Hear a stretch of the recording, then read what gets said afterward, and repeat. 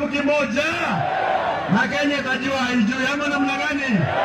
Wakati huu ni kwa debe mpaka mwisho, tuondoe fedhea hadi sisi ni watchmen.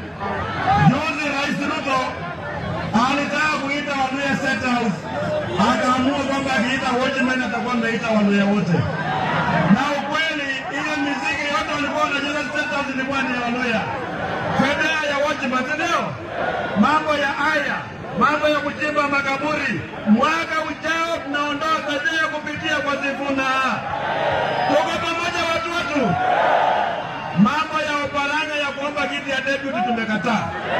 Sisi tulikuwa na Mudavadi kama deputy, tukawa na Mudi Awori kama deputy, tukawa na Omolo Kijana kama deputy. Kiti ya deputy hatutaki, tutasema tawe. Sisi tunataka urais. Wakati huu ni nafasi ya Muluhya kushika kitu, agawe keki ya taifa la Kenya. Mambo ya kuomba hatutaki tena. Tuko pamoja watu. Ruto anasema kwamba sisi tutapiga kura alafu ataiba kura. Atajua hajui. Sisi tutapiga kura ya kufukuza Ruto, si ndio? Na sisi tutachunga kura kwa maandao akikuwa ground. Kura taifa kweli?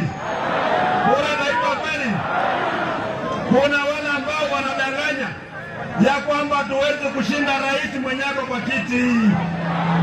Sisi tumejipanga. Kule Mlimani Rikija ameshika, kule Ukambani Kalonzo Musyoka ameshika, kule kwa Wakisii Matiang'i ameshika, huko Western Sifuna ameshika, mimi nimeshika Rift Valley. Formula ya Ruto iko wapi ya kwenda State House? Iko kweli? Anaenda eni. Huyo atakuwa rais wa kwanza wa kufanya miaka 5 na aende nyumbani.